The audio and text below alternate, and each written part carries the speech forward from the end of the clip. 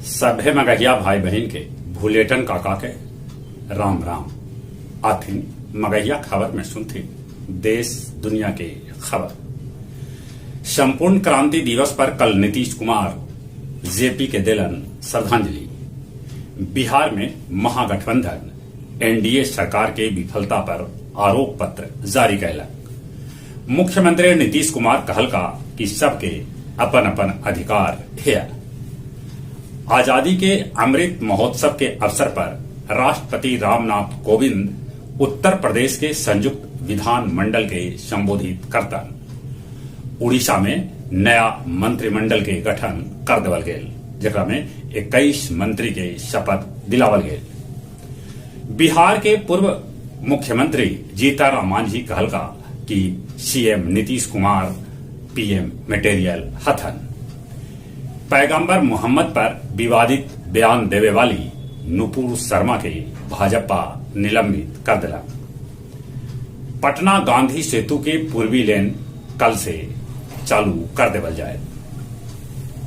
प्रधानमंत्री नरेंद्र मोदी आज अमृत महोत्सव के लोगो वाला सिक्का जारी करता।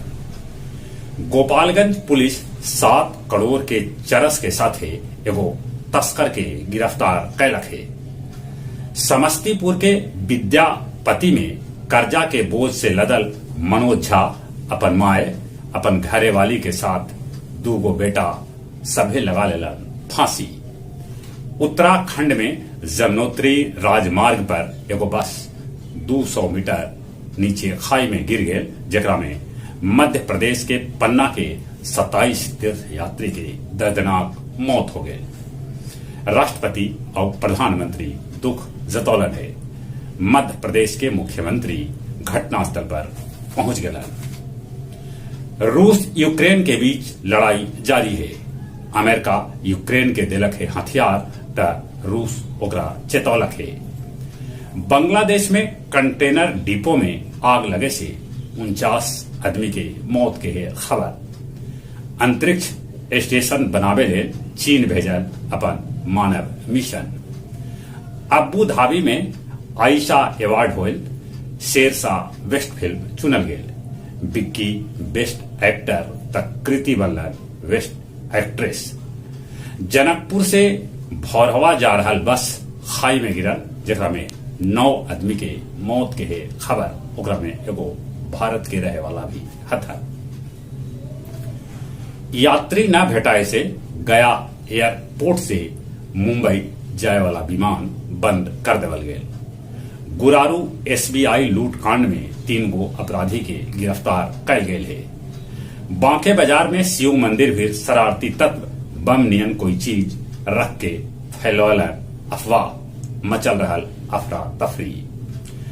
भारतीय संघ लोक सेवा आयोग के परीक्षा में गया जी के अलगे अलगे सेंटर पर 66% अभ्यर्थी अनुपस्थित रहलन। और कुछ खेल के समाचार। फ्रेंच ओपन के 14वां एकल खिताब जीतलन राफेल नडाल।